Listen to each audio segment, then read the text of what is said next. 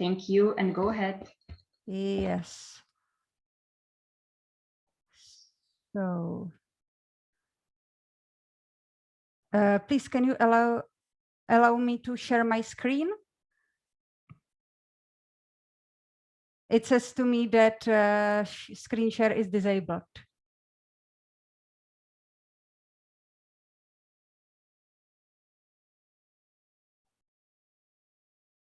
Clara? Yes, it should work now. Yeah, it looks better now. So, one more attempt.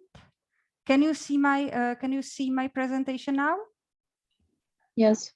Oh, thank you very much. So our apologies, and I'll go straight into my presentation. I will say briefly what the European Research Council is. I will go through the types of grants, very briefly through the evaluation procedure.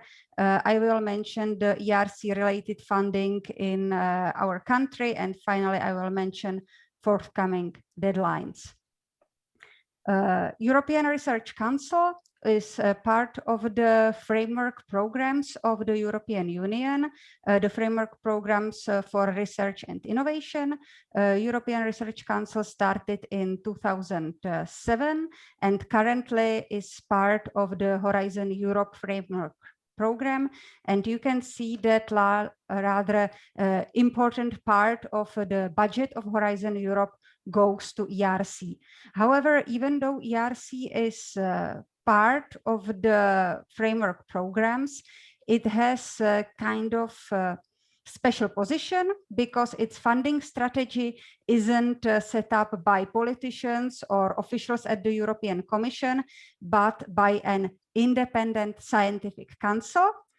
And the evaluation of proposals and implementation of projects is looked after by an autonomous executive agency of the European Commission, which is responsible exclusively for ERC projects. The mission of ERC is to support investigator-driven frontier research across all fields with the sole criteria of evaluation being scientific excellence, both excellence of the proposed research and of the principal investigator, the person who asks for the money. ERC operates on the bottom-up principle with no predetermined priorities. And the principal investigator can be of any nationality, but the host institution where the project is to be carried out must be in European Union or in a country that is associated to the Horizon Europe program. And of course, when you are applying for money from ERC, you are competing against proposals from all over Europe. The research supported by ERC should be of the so-called high-risk, high-gain nature with potential to bring significant scientific breakthroughs. And it shouldn't be just continuation of your previous work. It should be based on some new idea, but on the other hand, it's good to have some preliminary results which would show that this ambitious and maybe slightly crazy idea of yours might actually work. And it's often said that you should apply for ERC when you just made your breakthrough research paper that you can build your ERC project around.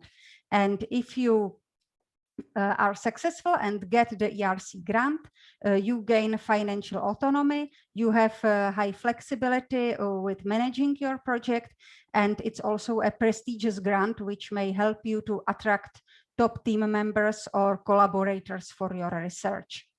Now about the types of grants.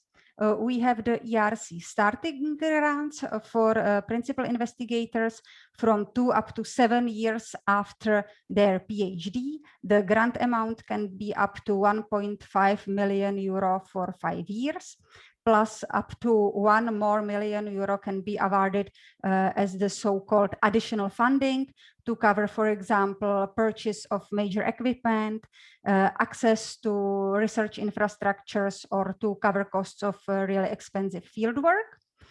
And the only hard requirement is that the principal investigator should have at least one publication without participation of their PhD supervisor. But on the other hand, their track record must show in one way or another that they are really exceptional researchers with exceptional results for their career stage, and that they have clear potential for independence, to be independent leader of their own research team and of such a big research project. Then we have the ERC Consolidator Grants for principal investigators from 7 up to 12 years after their PhD. The grant amount being up to 2 million euro for 5 years, plus up to 1 more million can be awarded as the additional funding. And the hard requirement is to have at least several publications without the PhD supervisor, but of course, again, the track record must in some way show the principal investigator as an exceptional researcher who at this stage should have experience with leading other people, leading at least a small research team. And I would also like to mention that the transition from starting to consolidator should be rather smooth. Therefore, if you are just over 7 years after your PhD and made your research breakthrough, you shouldn't hesitate and you should apply for ERC Consolidator Grant, and the evaluators will understand that you won't have such impressive track record as someone who has been in research for 12 years. And then we have the ERC Advanced Grants, which are for researchers who are already established leaders in their research field. The grant amount can be up to 2.5 million euro for 5 years, plus up to 1 more million of the additional funding. And in this case, the track record in the last 10 years is evaluated.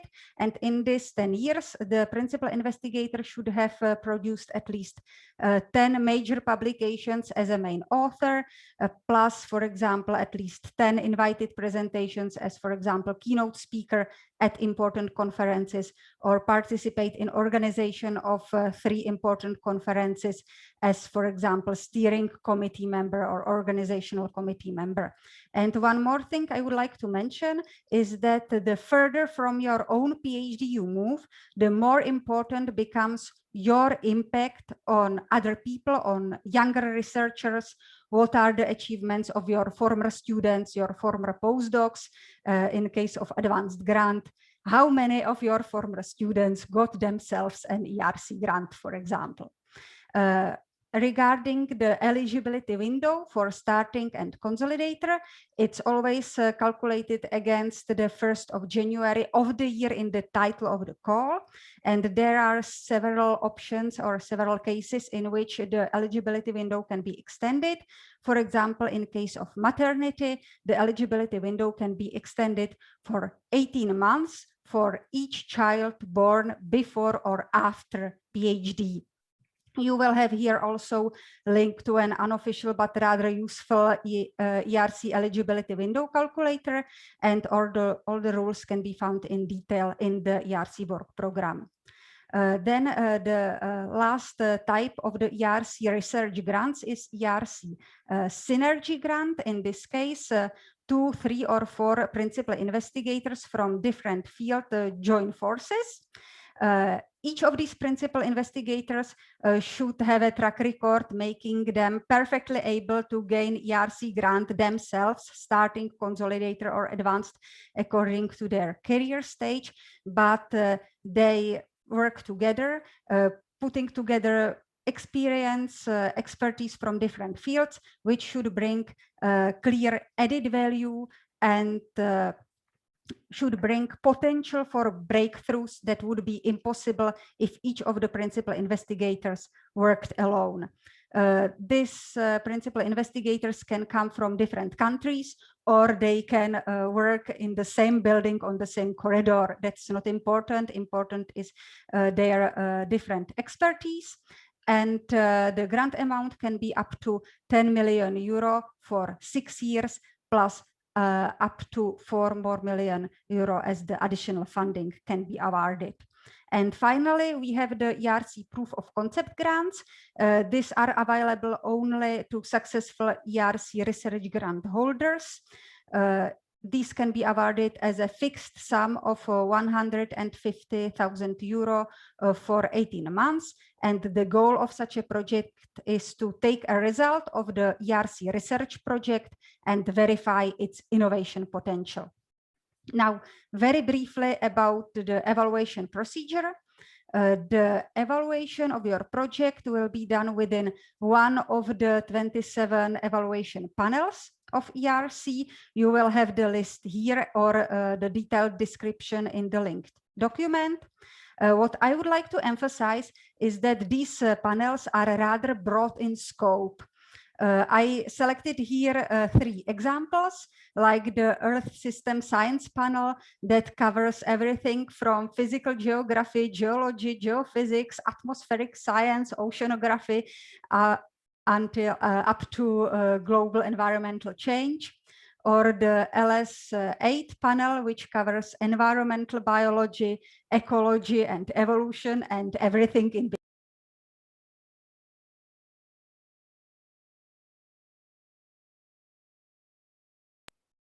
Sorry, can you hear me? Yes? I had here some message that I'm muted. Yes. Okay, thank you. Or we have here the, as an example, the human mobility, environmental and space panel covering human geography, demography, territorial planning, and so on.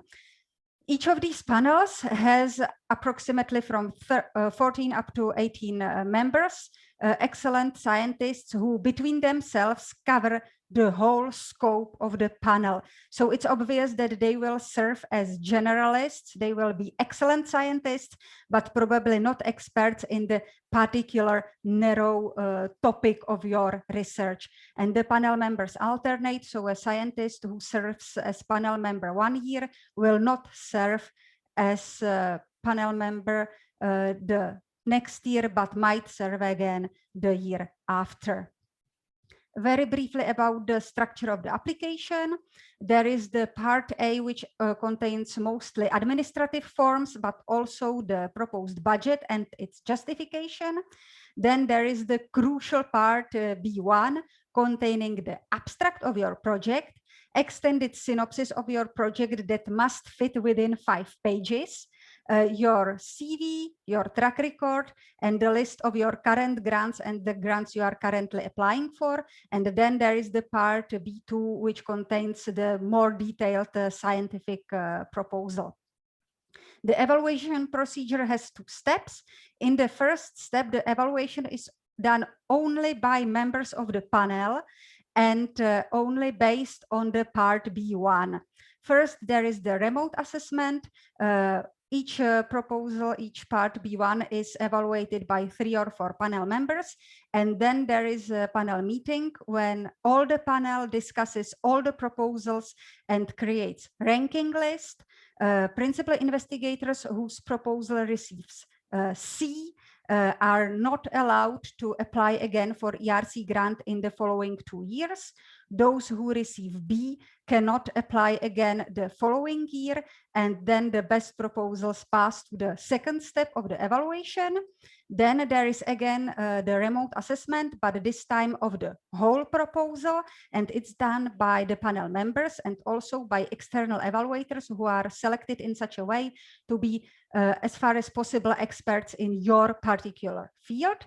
And then there is the panel meeting where every principal investigator who applies or who is in this second step of the evaluation has an interview with the panel where he or she presents their project and answers questions of the panel members and sent to the panel by the external evaluators. And then based on the full proposal and this interview, which is newly to take part also for the advanced ERC applicants. Based on all of this, the panel has discussion and creates ranking list. Those who receive B are not funded. Then there are those who receive A, which are as good to deserve ERC funding, but as ERC doesn't have infinite budget, only some projects that receive A receive also the ERC money. Which brings me nicely to the related funding in our country, because luckily we have the program ERC-CZ, which funds ERC proposals which were well evaluated but didn't receive money from ERC. Those who receive A in the second step of the evaluation but not ERC money are funded by ERC-CZ for the whole 5 years. And those who receive B in the second step of ERC evaluation are funded for 2 years by ERC-CZ, and in both cases, the principal investigator must reapply for ERC within 2 years. And if this reapplication is successful, the ERC-CZ project is happily terminated in favor of the real ERC project. And for the sake of completeness, I will also mention the ERC Visiting Research Fellowships. It was an idea of ERC that national grant agencies might give to their young national grant holders some extra money to spend time with ERC, an ERC grantee who would advise them and help them to prepare their own ERC application. In our country, this idea was implemented by the Czech Science Foundation. This podpora ERC žadatelů is available to successful junior grant holders who, if they used it, would be afterward obliged to apply for ERC. However, as far as I know, the rules are set in such a way that this Czech podpora ERC žadatelů is basically unusable, and I even think that no one has used it ever since its introduction. But let's be happy that we have ERC-CZ. And finally, the forthcoming deadlines. ERC has already indicatively announced what should be the deadlines in 2022. If you plan to apply in one of these calls, please get in touch with us now. And ERC also announced that by 2023, they want to go back to the deadline schedule as it used to be in 2019 and before, which would mean that the deadlines should take place approximately in these months. It might seem a long time ahead. However, if you want to apply in one of these calls, it's not too soon to start thinking about your application, to have a look at your CV and track record and wonder whether you are competitive and what you should do to be competitive by the time of these deadlines. If you are interested in ERC, I highly recommend having a look at the ERC work program. It's easy to read, a well-structured document, which nicely explains the logic and rules of ERC, which remain very consistent over years. I also recommend attending Czech National Information Day on ERC, which is usually held in September and is very helpful both to potential applicants and to people who want to support ERC applications at their institutions. And once again, if you want to apply, get in touch with us as soon as possible. By us, I mean my dear colleague Clara, who is the contact point for ERC applicants at our faculty. And I will talk more about the support to ERC applicants at our faculty in the third presentation of this afternoon. For now, it's all from me, and thank you for now for your attention. Thank you very much, Rita, for your very well-structured and informative presentation. Now we should watch the presentation of Professor Strakoš. I'm not actually seeing him here, so I would like to ask if you are here. Zdeněk, please, can you tell me? Okay. It looks like Zdeněk is not here. I'm not sure what happened. But I would like to ask Lida or Mr. Vladimír Hampl, our special guest, ERC grantee, if he would like to have his presentation of, or you, Lida, want to have yours? I think I can continue. I just hope our participants will survive my voice. But yes, Thank you very much. I can continue by my second presentation. Thank you. Thank you. Now. Very much. So.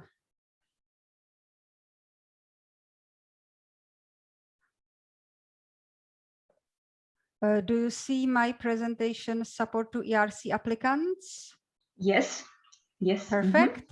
I hope that Professor Zdeněk Strakoš will join us during this afternoon, because his presentation is important for our goal, because he's able to really explain the ERC logic. And it's really important to understand the ERC logic when you start preparing your presentation, and that's something that I cannot do. Yes, I'm really sorry for this complication. I have no idea what could happen. So I will start my presentation, and Clara can perhaps call Zdeněk and find out what happened. Yeah, thank you. Okay, so I will start. In my presentation, I will try to explain the concept of ERC pipeline at our faculty. I will talk about the workshop for ERC applicants that is organized by our Czech National Contact Point. I will try to describe the support of the actual application preparation before and after ERC deadline. And finally, I will mention some useful sources of information. But while you are still awake, I would like to start with the take-home message. Dear researchers, if you plan to apply for an ERC grant, or if you think about applying and are not sure, please contact us. The sooner the better. By us, I once again mean Klára Sobotíková, my dear colleague, and dear heads of departments, supervisors, research mentors. If you know about someone who plans to apply for an ERC grant, or who perhaps should apply for an ERC grant maybe in few years, put such a person in touch with us. Again, the sooner the better. It will become clearer when I talk about ERC pipeline. And one more thing I would like to emphasize. We are well aware of the fact that what is crucial for ERC application is the bright research idea, the high quality of the scientific proposal, and huge time and effort investment from the principal investigator. That's something we cannot help you with much, but we believe that our support can help you to avoid unnecessary mistakes, and we also believe that we can somewhat increase the chances of your success. And now to the ERC pipeline. ERC pipeline was inspired by Professor Zdeněk Strakoš, and it should be a long-term cooperation with potential ERC applicants, with people who might apply in, let's say, 2 or 3 years. As we do it now, it's completely informal, voluntary, non-binding, just support that we offer to researchers. The goal of this pipeline is that potential ERC applicants know the ERC rules and the spirit or logic well ahead of time before they start preparing their application, that they systematically work on their CV and track record to be or to become competitive applicants, and that they choose the best time to apply for ERC. And of course, with ERC pipeline, we have here our hidden agenda. because as ERC values achievements that are good in themselves, like independence and cooperation with excellent research teams abroad and doing interesting, ambitious research.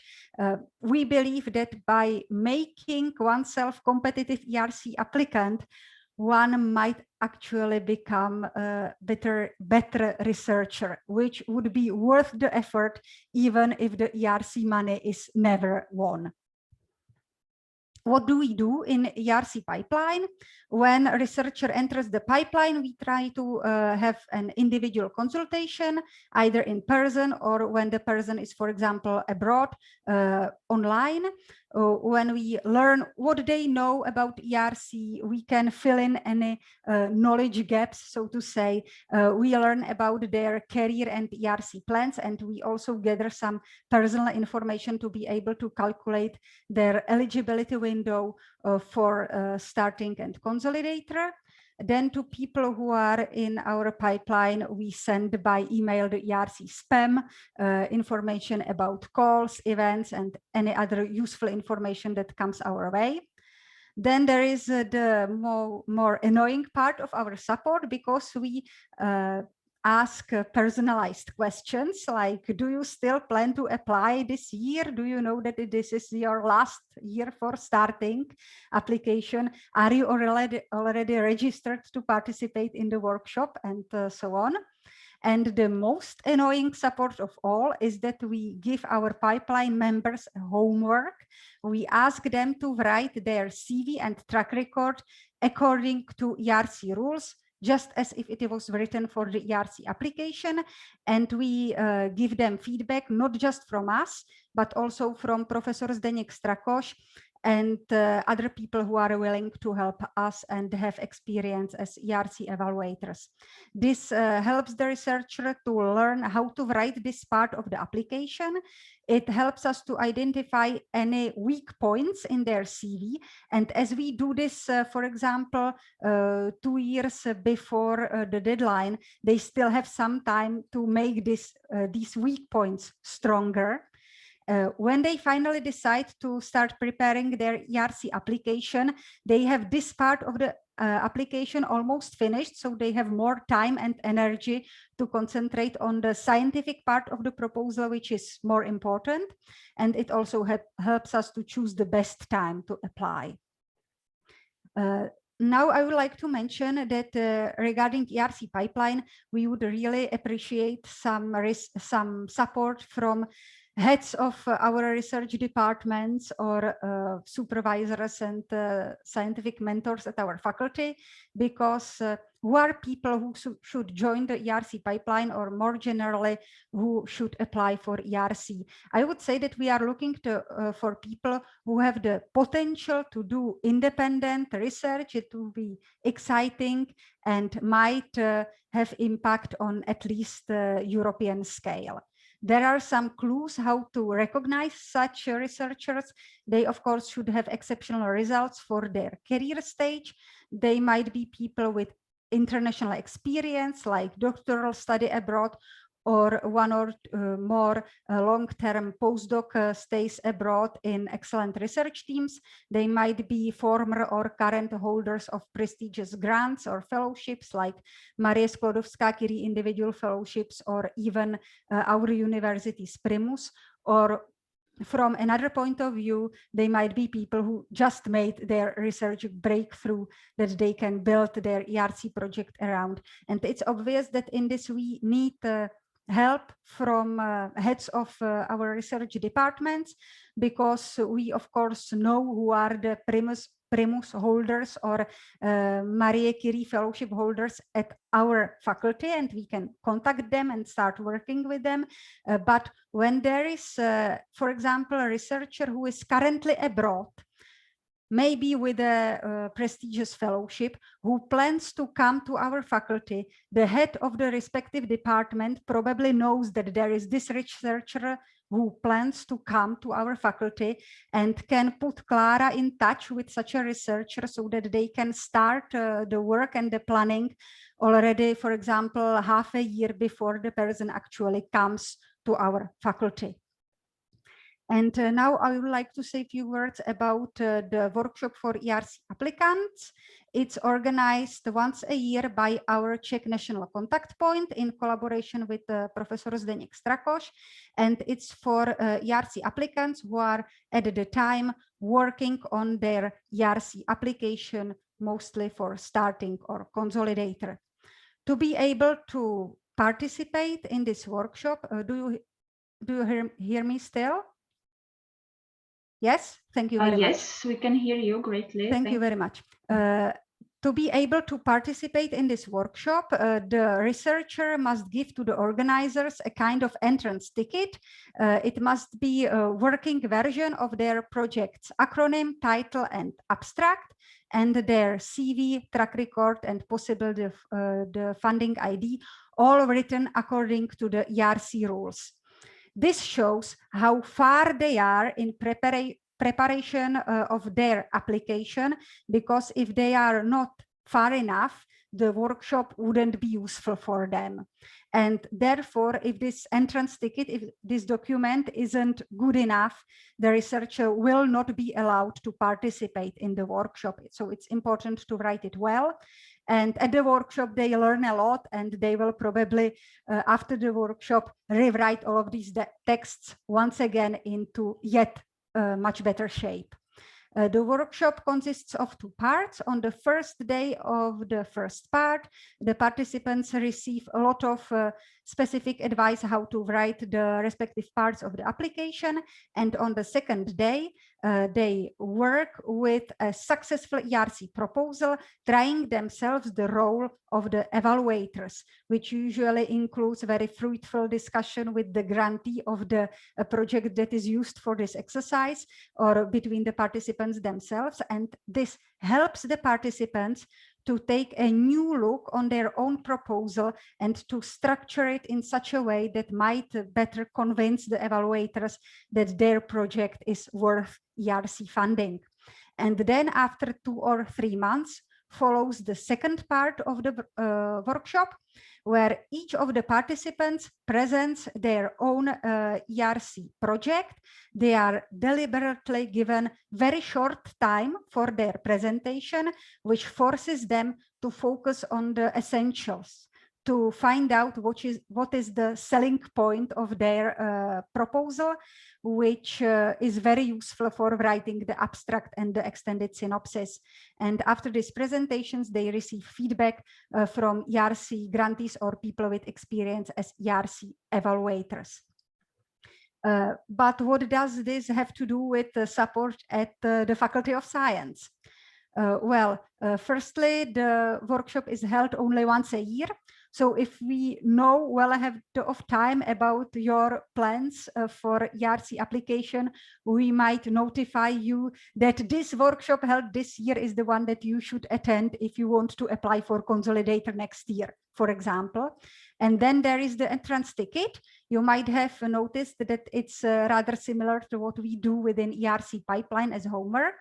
For this document, we can give basic recommendations, how to write it, and we want to see the first version of this document and give our feedback based on our experience, so that the researcher has a kind of half-polished version for the workshop, so that no one is, let's say, excluded from the workshop just because they didn't know how the track record for ERC proposal should be structured. And also, the better the entrance ticket is, the more useful the workshop actually becomes for the participant. And finally, this is one thing that we weren't doing before, but I think would be really useful. It's regarding the presentation of the researcher's planned proposal. It would be really nice if before the workshop, they had kind of draft presentation, for example, at their department for their colleague, for example, with our participation, so that they can receive feedback from their colleagues and maybe from us to have, again, kind of half-polished version for the workshop and receive more advanced feedback from people with experience as ERC evaluators. And now about the support during the proposal preparation. First of all, disclaimer, there is no recipe how to prepare an ERC grant. I will here present some schedule that we think should work and that we are trying to adhere to. However, we work with our applicants individually, and preparation of every ERC application is kind of unique.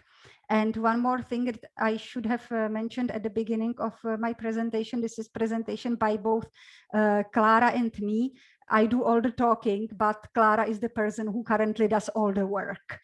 So let's start with our schedule. Before the researcher starts writing or preparing their application, they should know the ERC rules and the ERC logic. This can be achieved by their participation in ERC Pipeline, or for example, by attending the National Information Day about ERC. Then already, let's say a year before the ERC deadline, the researcher should start thinking about their project idea intensively and start developing their project.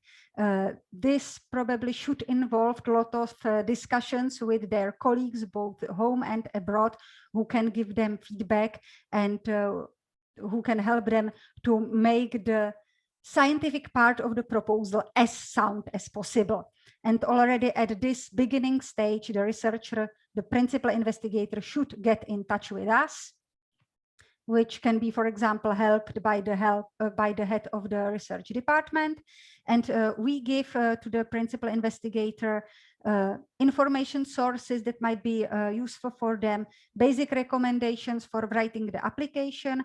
From that moment on, we send them updates, for example, when the call is open, when the official templates are available and things like that. And we can plan with them kind of writing schedule, taking into account their other responsibilities like gotcha reports or field work and things like that. And during the year when the principal investigator works on their proposal, they should also participate in the national workshop for ERC applicants that I already talked about. And then let's say 2 or 3 months before the deadline, the project should be already in such a shape that the principal investigator can sit down with the head of the department where the project would be implemented, and they should discuss and set the conditions for the project's potential implementation. What happens if the application is successful? Because the principal investigator will probably buy instruments and need space in labs to put the instruments there, and space for laboratory work. They might hire 4 new postdocs, and these people will need office spaces and chairs to sit on. The project might need access to instruments that are already at the department. It must be discussed who will look after the administrative part of the project and things like that. And this should be discussed and settled before the application is submitted between the principal investigator and the head of the department, while of course it should be the principal investigator who initiates this discussion. And we cannot help much in this. We can answer questions, explain ERC rules, or share our experience with implementation of ERC projects. Then approximately 2 months before the deadline, the principal investigator should be able to draft budget for their project. We give for this some basic recommendations, answer questions, and then when we have the draft, we give feedback, not just from us, but also from the financial national contact points to make sure that everything is in line with the rules of the Horizon Europe program. The next important milestone is putting together a draft version of the full project, which should be done approximately 5 or 6 weeks before the deadline, because at our university, we have the rector's directive that requires that a full version, full project in its draft version is put into the online submission system of the European Commission. And then from this system, a responsible person from the project department at the faculty downloads this draft and sends it to the rectorate 1 month before the deadline. At our faculty, this person is Clara, and to be able to do it, she also needs confirmation by email from the head of the department where the project should be implemented and the vice dean of the respective section that they agree with submission of this proposal. If this directive isn't complied with, the rectorate will not issue the letter of commitment that is needed for the proposal. Without it, the proposal is ineligible. But it's not just a directive for directive's sake, because there are people at the rectorate level who help with ERC projects preparation, like Professor Zdeněk Strakoš, who actually look at the draft and give feedback, and usually it's very useful feedback that helps to make the proposal much better. And everyone understands that it's just a draft, that you will in the last month work hard on it and improve it, but already this draft must show that the proposal will be good enough to be sent to the ERC competition. And as we are now talking about the last stages of the project's preparation, it would be really nice if the heads of the head of the respective research department kind of cared about the project, made sure that everything regarding the potential implementation of the project is clear, or that the principal investigator has time to polish the project and make the proposal as strong as possible. Finally, we come to the proposal submission, which is done electronically by the principal investigator. We just answer questions, help with any troubleshooting if necessary, and we try to check the application for any apparent mistakes. And after the deadline, the principal investigator can apply for financial bonus from our rectorate, which is awarded to principal investigators who submitted high quality applications for ERC grant and who complied with the rector's directive I spoke about previously. This bonus can be up to 100,000 Czech crowns. It can be used for remuneration to the principal investigator, but also the principal investigator can use it, for example, to buy consumables for their laboratory that they are setting up because they just came from abroad. It's the principal investigator who applies, but the head of the department should be informed about it, and also the way how the bonus will be used should be agreed upon between the principal investigator and the head of their research department. Then approximately 5 months after the deadline, we learn the results of the first step of the evaluation. If the proposal receives B or C, we discuss with the principal investigator their future plans, and if they want to apply again for ERC, if they are when they are able again, we re-include them in the ERC pipeline. And if the proposal passes to the second step of the evaluation, it's great. And the principal investigator should prepare for the interview in Brussels.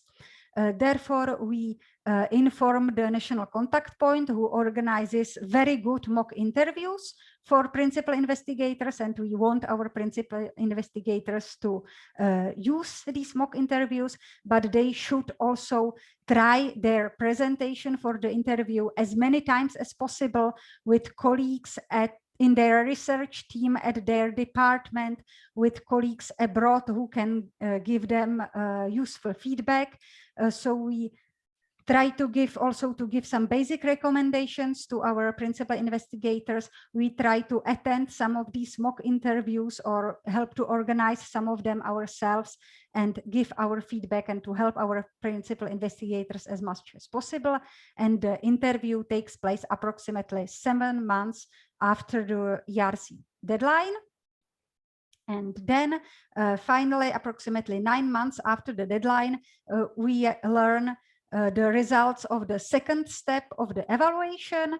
If the proposal received B or A, but without ERC money, we apply for ERC-CZ and plan with the principal investigator the resubmission, because in ERC, the resubmissions using the feedback that the principal investigator received from the evaluation, the resubmissions usually have higher success rate than first submissions.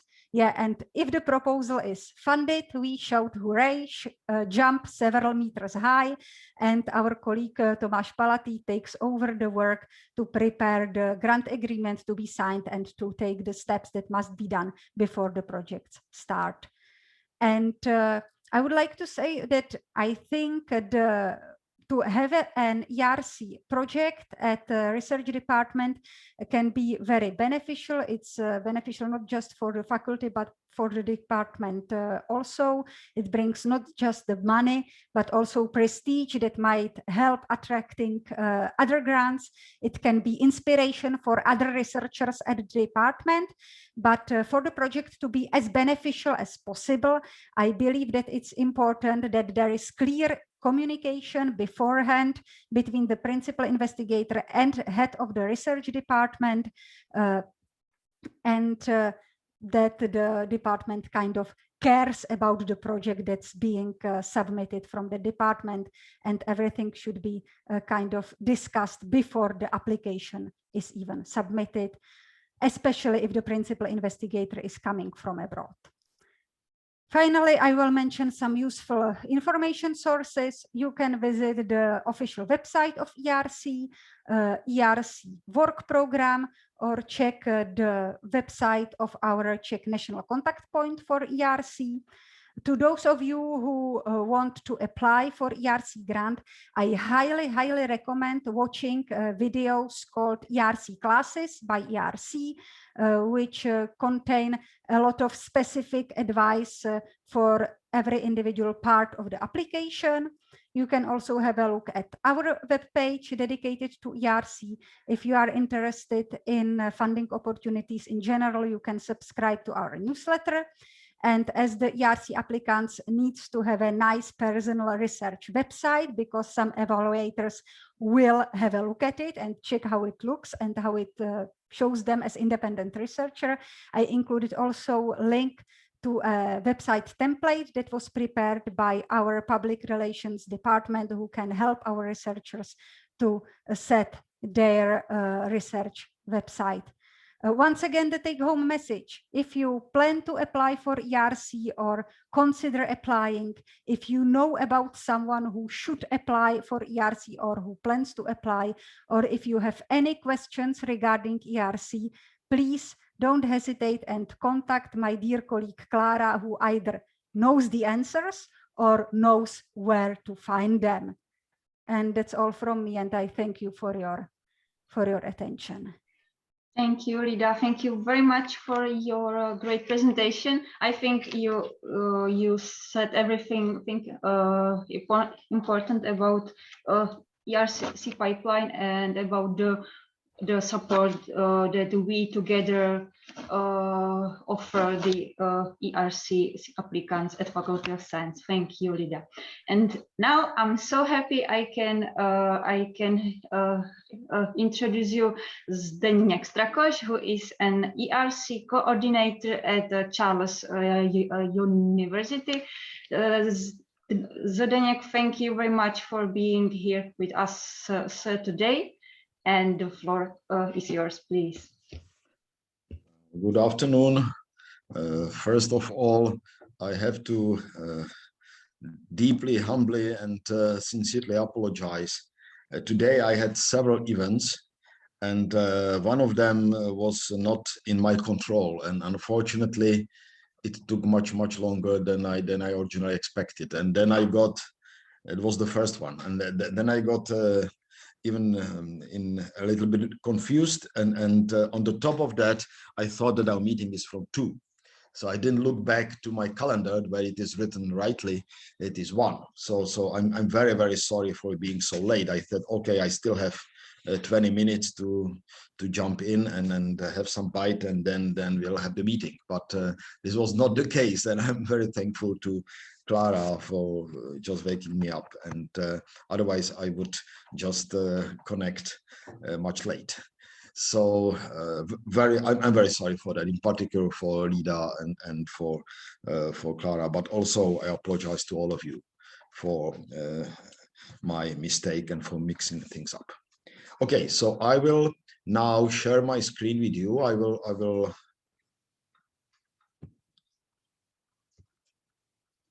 will put my slides in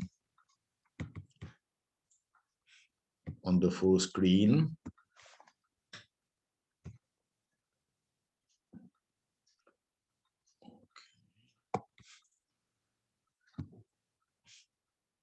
Okay, so do you see my slides? Yes, we do. Wonderful. So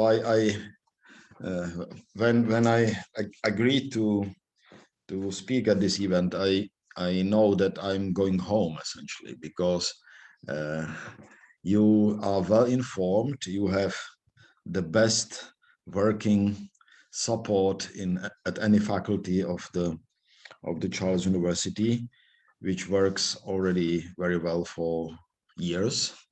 Started with Lida, now with Clara and Lida. So it's really a great thing. And also you have a couple of really great people who got ERC grants, and I had a privilege to be in contact with them some time ago. So you have many people around to ask.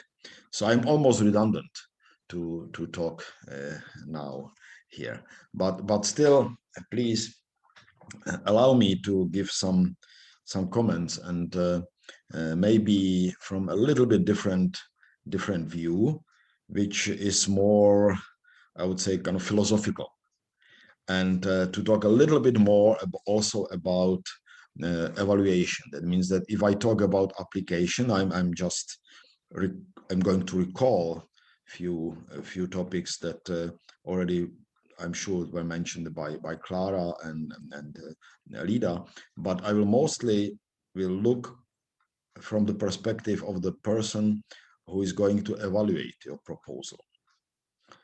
That's not me. I'm not going to evaluate your proposal, but I mean in general, because this is very, very important. In writing ERC proposal, one should really think about the poor person who has one day on his table, say 40 to 50 proposals to evaluate. And if the person is, say, honest and is doing his or her job right, so this is an incredible burden, I can tell you. And so I'm going to tell you a little bit about that, because it is important for you to know that, because you have to help the evaluator to evaluate your proposal right, and to avoid possible mistakes that can happen, and they do happen even the ERC. I will also talk a little bit about the philosophy of ERC, because it is very, very important in the Czech context. In particular, when we say have the experience with our home grant agencies and with the financing of, say, research projects, where there are some, say, views that are not really compatible with the ERC, and some of them are even contradictory. So that they contradict to what the ERC is and what the ERC thinks, and it's good to realize that. Okay, please feel free to interrupt me any time, any one of you. I mean, Lida, Clara, Ladia, I see him over there. Very nice face, but only fixed. I mean, it's not moving. So, but anyway, if you feel that I'm saying something which needs some compliment or thanks, some compliment, or if you don't agree, just shout at me. Just, you know, it's let's feel it's like as I've said, I'm coming home when I talk to anyone in your faculty.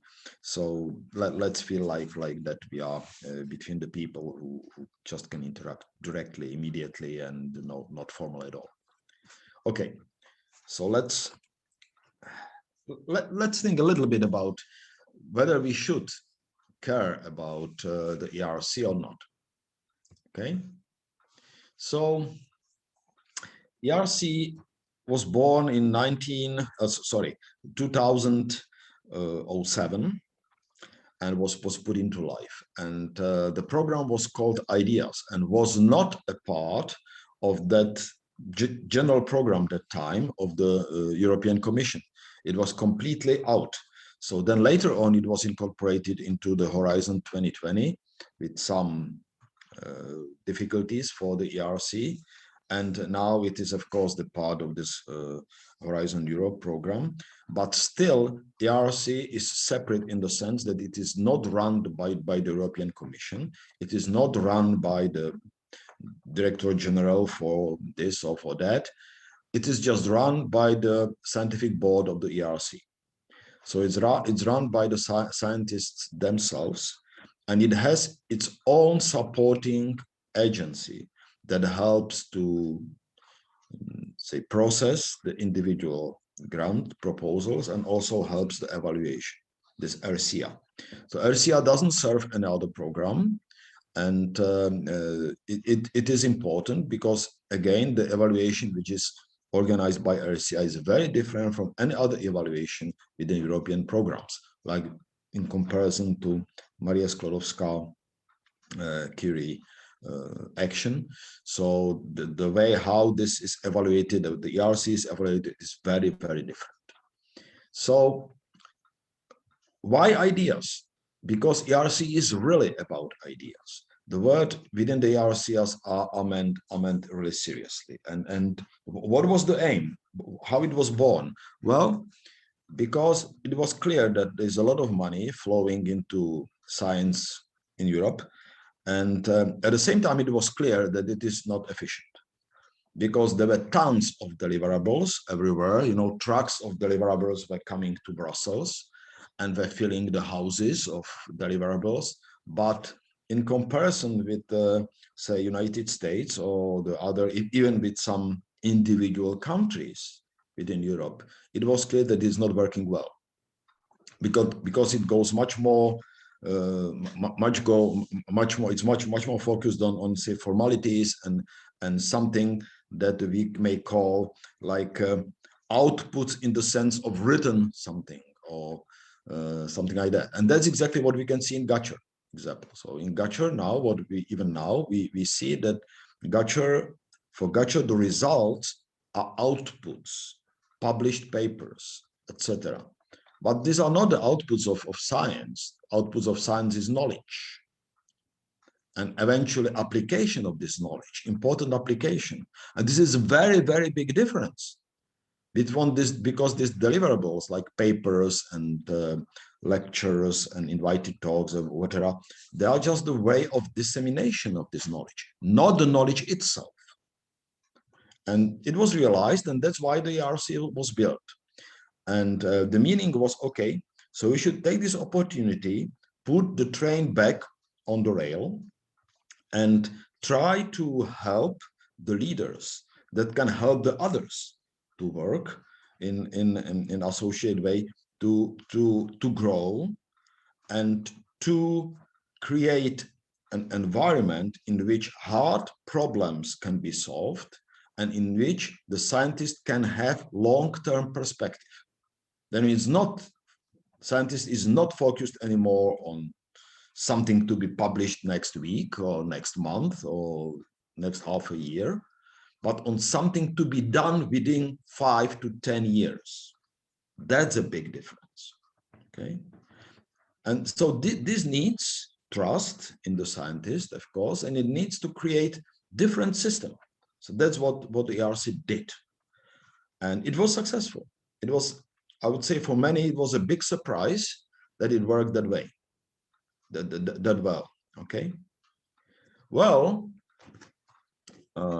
But we should think a little bit, what does it mean to be a leader?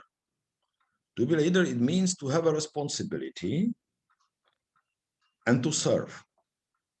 Because leader is not the one kind of prima donna person who, you know, covers everything. Leader is really a person who shows where to go, who's trying to help the others to follow.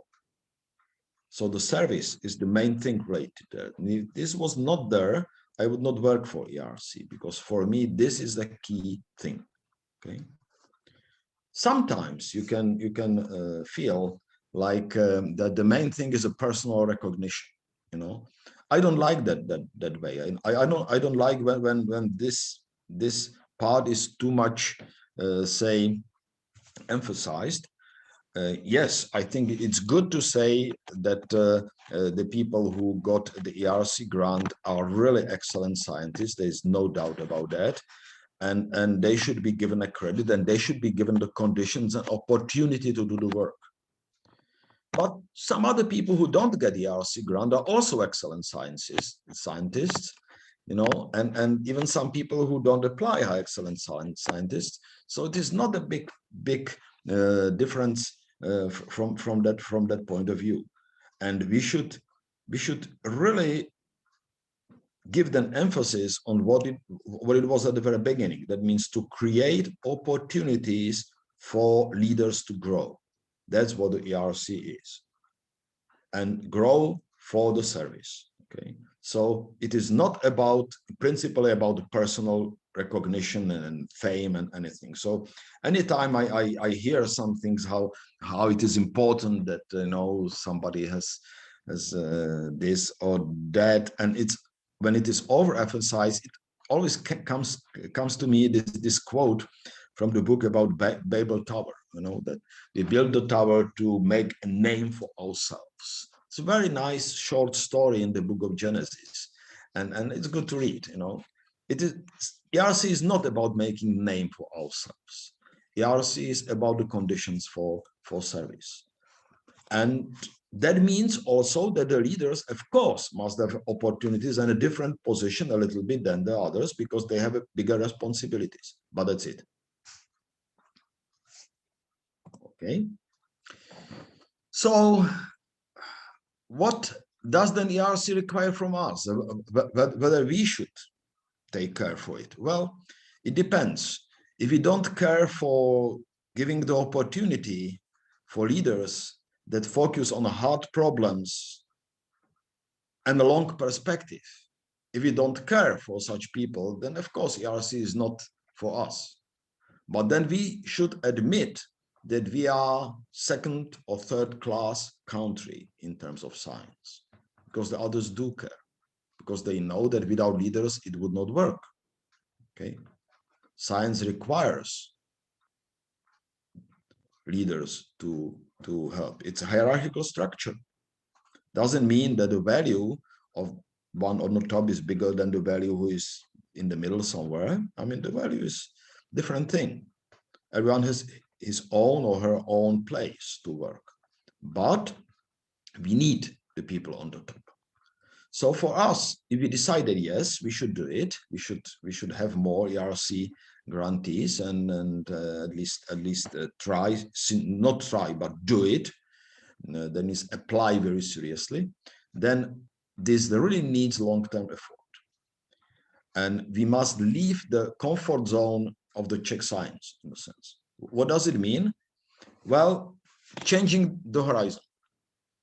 That means keeping stand against the stream, standing up and keep the stand, you know, against the mainstream, because the mainstream, not only in the Czech Republic, it's in the science in general, at least in my field, it's pretty visible, is in publishing and say as quickly as possible, etc. Sometimes mediocre work, even in very good journals. So ERC is about something else, and in Czech Republic is even more, I would say, important. So keep the stand. That can be not easy, sometimes painful. The second bullet, it means being humble. That means we must be aware of where we are strong and where we are weak, good parts and negative sides. And when we kind of apply for the ERC grant, don't hide anything, because these people who are well trained in evaluation, they will know about your work, about the way you approach your work more than you do. So avoid any game, okay?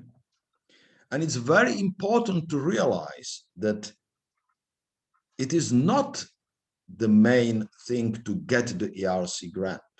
There's a fantastic thing to get it, as Lida said, okay? Celebrate and that's really a thing for celebration.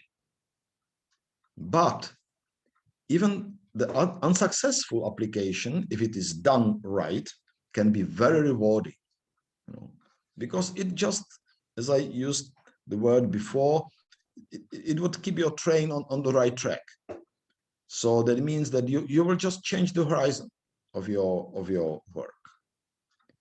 If it is, on the other hand, understood as just some kind of exercise in writing, I just had that proposal, so I just turn it into ERC, okay?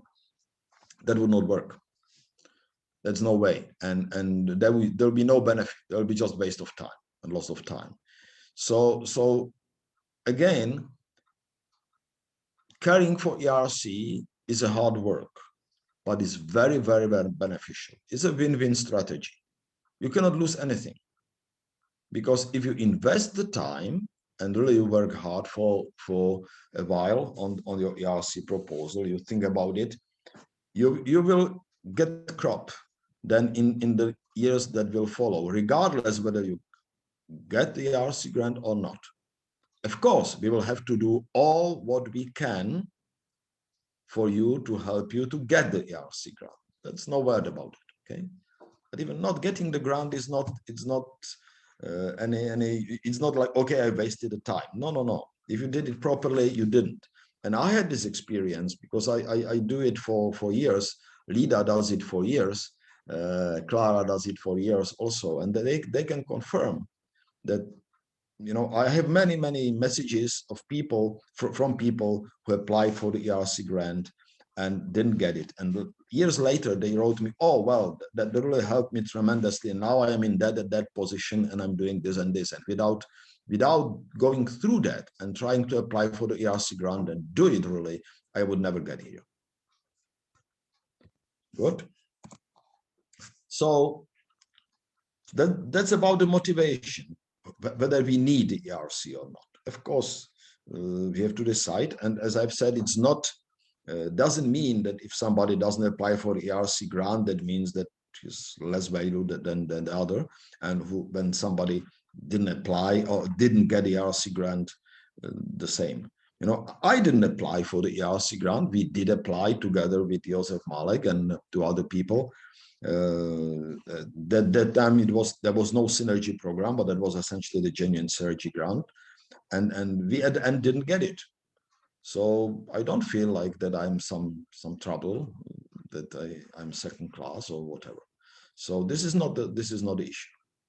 So we decide, okay, yes, I would like to feel that I would like to apply. So how to do it right, okay? And that's what I'll get. So, and I think now we really have to think about the evaluation process. So now switch your view.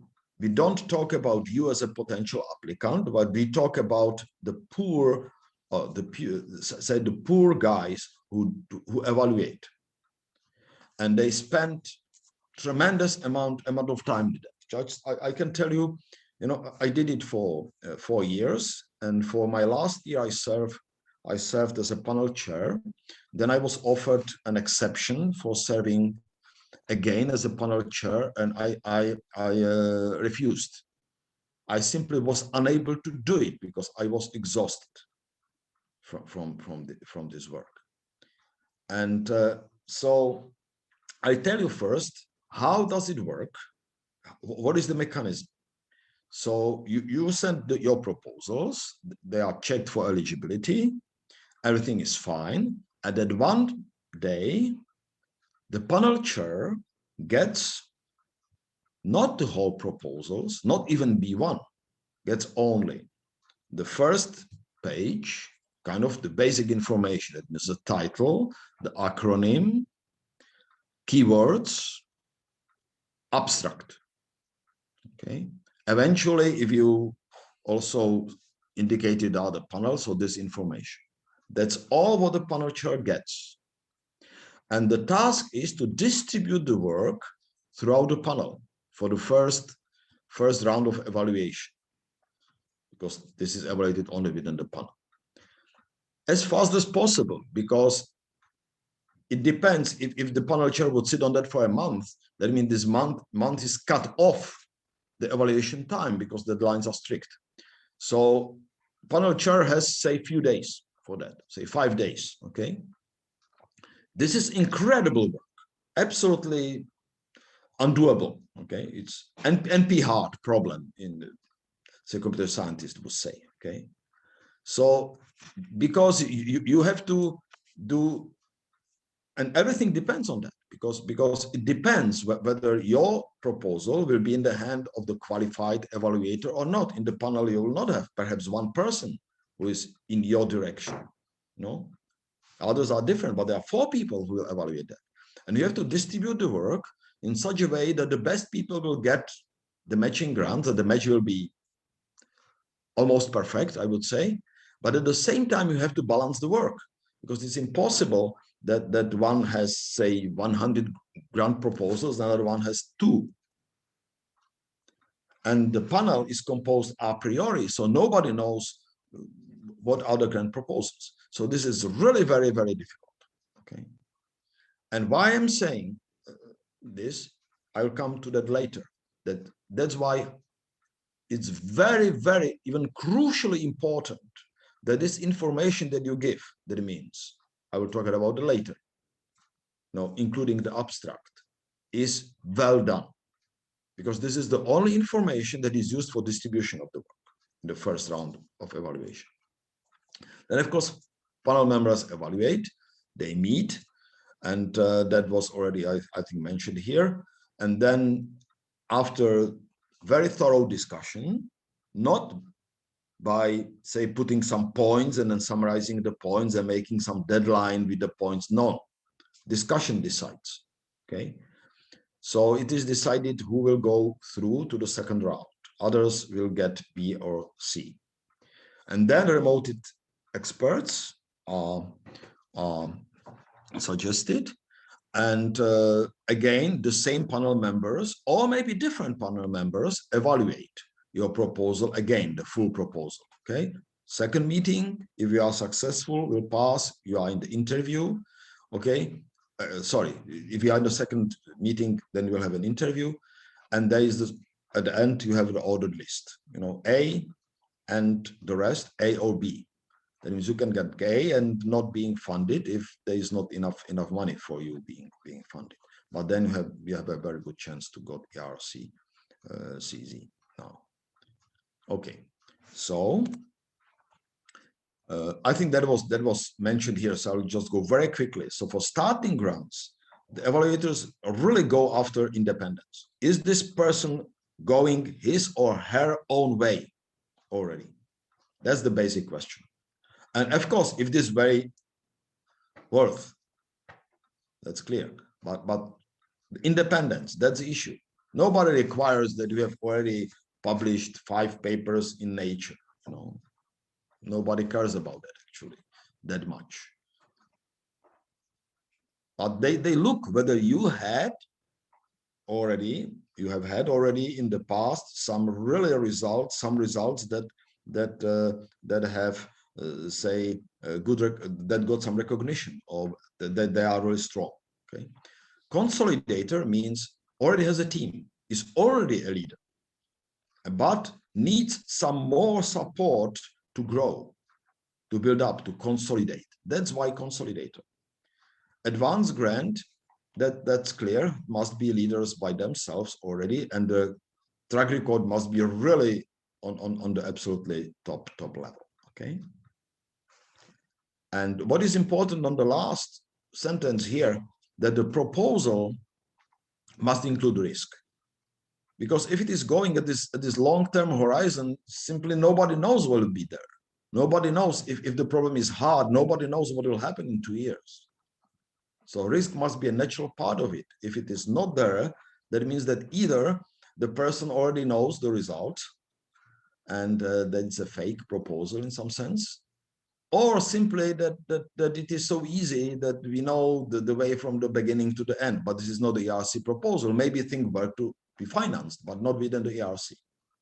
So risk is a very natural part of ERC proposal, must be there. If it is not there, then it's very probable that the proposal will be successful. And now you have to really offer the evaluator the answer to these 4 questions. So what is the problem and why the problem is important and how you will approach it? And how you approach is different from the people who approach it before. Okay? Because it might be an old problem, not a new problem, but simply it's unsolved, and explain why it is unsolved. What do you think that might be better? Where is the crack that has been missed in the solid wall? And then, of course, you have to offer also some information about you. Now, the information about you, please don't offer any self-evaluation, but offer everything what you can in order to justify that you have a credibility to talk about this what, why, and how. Okay, your previous work serves only for making you credible. Or what will you say? Okay, this is a person that we can trust based on the previous say, and it's highly probable that maybe he will not succeed or she will not succeed with all what is written.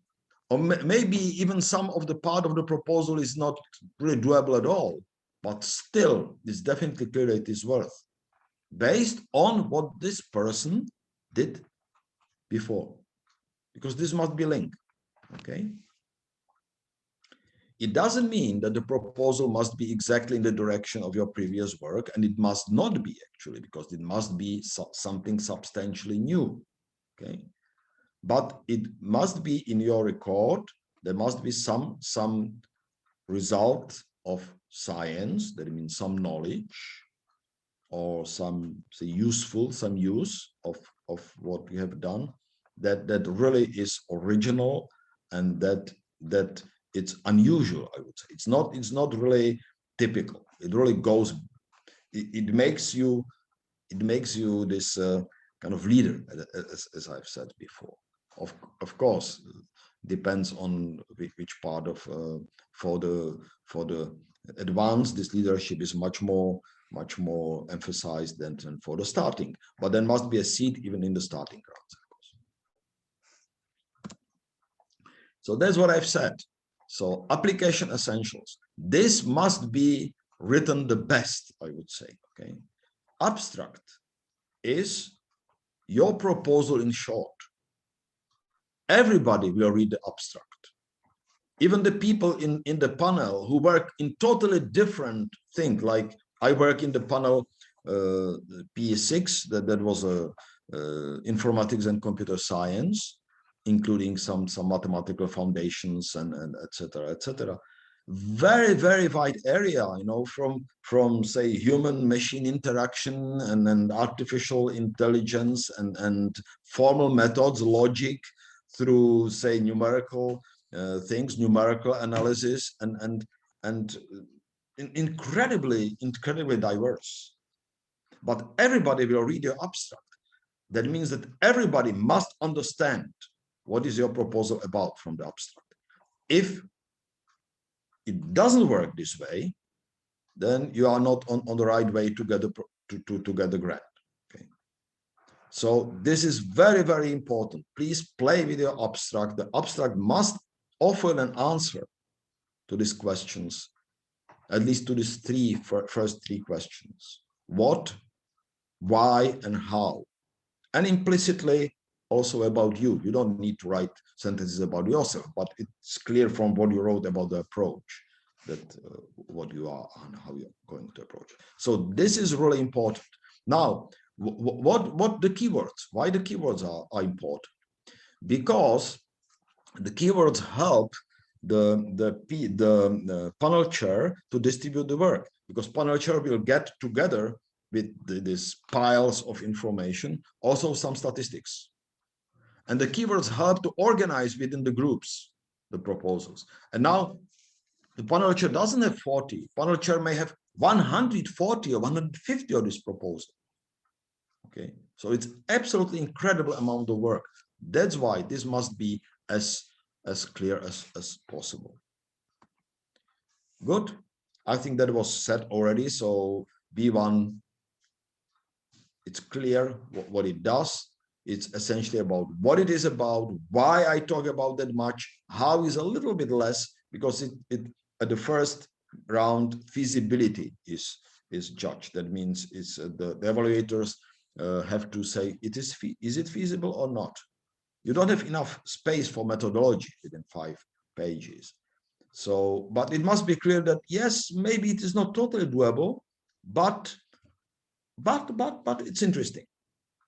And who, of course, track record and CV. So I'm always saying at every workshop, I'm doing that for more than 10 years now. I'm telling everyone, please, if you write ERC proposal, if you really start writing, take this part of the work program or instructions for the applicants, the questions that the evaluator have to answer. Put it in front of your eyes, in your wallpaper or whatever, in front of your eyes, so that you see it all the time when you're writing, and look at it. Look at it 10 times per day. Very few people do. And then I talk to them at the next workshop and I say, you didn't put these questions because you simply don't react. But that's what you have to do. You have to offer the evaluator the answers. Offer in such a way that when implicitly, when the evaluator reads your proposal, it's clear to him, oh yes, that's about it. So if I need to write this, immediately the information will jump in. Okay. Not that the person reads the proposal and back and go back and still will have there was no clear idea what to write there. But the evaluator must write why he thinks about the proposal this way or the other way. So he must answer these questions. So please put them into your eyes, in front of your eyes, and think about yourself being an evaluator of your proposal. What I would write about my own proposal if I'm asked. Because this will decide about the fate of your proposal. So please do that. This is very important. Good. Synopsis, that means B1 must be an invitation. The people in the panel must get so curious, they'll say, okay, so we have now, say, these 100 or 140 proposals, and about, say, 60 of them are really good. And now, which should be really put? Which proposal is so, say, interesting that I would like to see the B2? That decides about whether you will appear in the second round or not. Okay, because they don't have B2 the first round.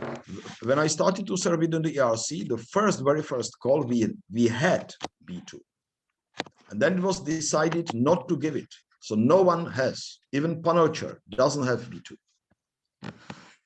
and there is a good reason for that, because that means that really it very nicely shows whether the applicant is able to formulate the ideas well. It's not about, say, writing some story, you know, like I mean, some book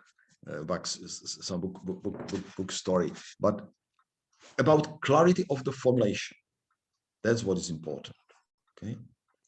So if the panel members see, yeah, well, but you know, now we have still like 3 places to put there in for the second round. Maybe 10 proposals, but this one should definitely go there because it's so funny, so interesting, so nicely looking. So I would really like to see how she or he is going to do it. Okay, what is important is, say, knowledge from your previous work and perhaps application of the knowledge, and also influence on the young generation that you might have. Some of your students, they already have their own independent career. This is very, very important. Okay. So just take it to the limit, as we mathematicians like to argue in the limit. So if the ERC applicant has students or postdocs, previous postdocs, etc., who already have ERC grants, that's the better recommendation he might have or she might have. Okay, of course, this is an extreme, but any good career of any good results of your students will support your proposal. Good. And all facts, whatever you write about yourself, about your previous achievements, about whatever you encounter, should be supported by facts. That means put links everywhere you can. I remember there was a discussion within Gutcher, and Gutcher forbid it actually. Okay. Totally, I just don't understand this at all. I mean, it's just totally crazy that the say links were forbidden. Absolutely crazy, because the goal is to pass to the evaluator as much information as possible. And if you just put some phrase there, okay, I was at this meeting and at this conference, not everybody knows what is this conference, and you must give the chance to the evaluator to look. And that's a fair say behavior, just to say, okay, I value this lecture at that meeting very much. Please have a look what this meeting is about. If you don't put the link, how the poor evaluator can do it. So that means, you know, phrases can be written by everyone, but phrases that bear information that is heavy, a lot of weight, you know, the weight is given there just by these links, because then you say, okay, I am not telling you what to think, but please have a look. If you like, please have a look at it. Good. That's the part 2. Zdeněk, I'm finished. Yes. I'm really sorry for interrupting you. Yeah. We are. Methodology. Yeah, that's what important B2. What is important is originality and clarity. That's what I've said already. Okay. And finally, you know, nobody is required to fully reach the goals. This is not important. Okay. What is important is to fairly describe that the proposal is risky, but that whatever happens, you know, it will bring something interesting. And finally, if I would say just in one word, what would sell your proposal is consistency. It must be kind of rock solid, without weak points there. And I like this quote from Jana Kalbáčová, who says it in our workshops: don't try to apply, do it. Okay, just take it seriously, just don't try. Trying doesn't help, but doing it, yes, it does. So thank you very much for your attention, and anything you might have, please. I will be very happy to answer any question you might have. Thank you very much. Thank you very much, Zdeněk, for your very motivated presentation. I believe that it was very useful, especially to people who needed to know more about what really ERC means. And so thank you very much for that. Now I would like to ask our 2 special guests, 2 ERC grantees at the Faculty of Science. First is Dr. Filip Kolář, who is an ERC starting grantee, and after the second is Mr. Vladimír Hampl, who is an ERC Consolidator Grant holder. And I want to thank you both for your precious time spending here. We know you're very busy, and thank you, you very much. And now, Dr. Kolář, I would like to give you the floor, please. Okay, thank you very much for invitation. I hope you can hear me. And yes, we can. Great, great. So I will share the screen. So I hope you can see my screen now. Is it okay? Yeah, there is just like a very brief slide. So I would like to just briefly introduce more like my pathway, how I got actually motivated to not to try, but to apply for ERC grant. I think that was like really, really well said. It was also the kind of important decision point, and just more like kind of present my own personal experience with the grant, which I would generally say it was very positive, and I was of the lucky ones who finally also got the proposal. But even in the phase when I was totally sure that I am not getting the proposal after the second step interview, I was really like grateful I actually went this pathway. So first bit more, because who actually I am or what's my background. I would say I'm like a more classical botanist and plant biologist. I'm interested in plant evolution, but that's more like my background stemming from my experience. And I would say quite standard product of this like Czech reasonable inbreeding. Compared to that, I did this striking mobility from my master studies in České Budějovice to change to do a PhD in Prague. But except for that, I didn't have like much international experience. But after that, after discussion with several people and getting contacts via my PhD supervisor in that time, Honza Suda, I got contacts in Oslo in the Natural History Museum, where I applied for a Marie Curie fellowship for 2 years. So this, I would say, also gave me another perspective and enabled me to expand my collaborator networks and so on. And it was very important and useful, a useful part. So it's me, and more I was thinking what actually motivated me to apply for the ERC. And first of all, I would highlight it was like some possibility for independence and stability of the research. I must say I'm still a bit worried like in the situation, and I didn't feel comfortable in the situation. There is just this one single state-funded big grant agency which can support fundamental research like Gatcher, which is so far working, but I was really afraid that kind of the government can change. And then I was thinking really it's good to try to diversify sources and just to try to compete in the European space. And also the very important thing was that the project is for 5 years, which gives much more stability than this every 3 years application, which only changed recently with the Junior Star, but that was not the case in time when I was applying. The second reason, of course, that ERC, once you get it, it's good name. It's one of the unique chances how you could, in my opinion, like really attract or like raise the awareness of like Czech science and attract the international people, international team members. Also much easier to places in how they call it still Eastern Europe, right? Like Prague, right?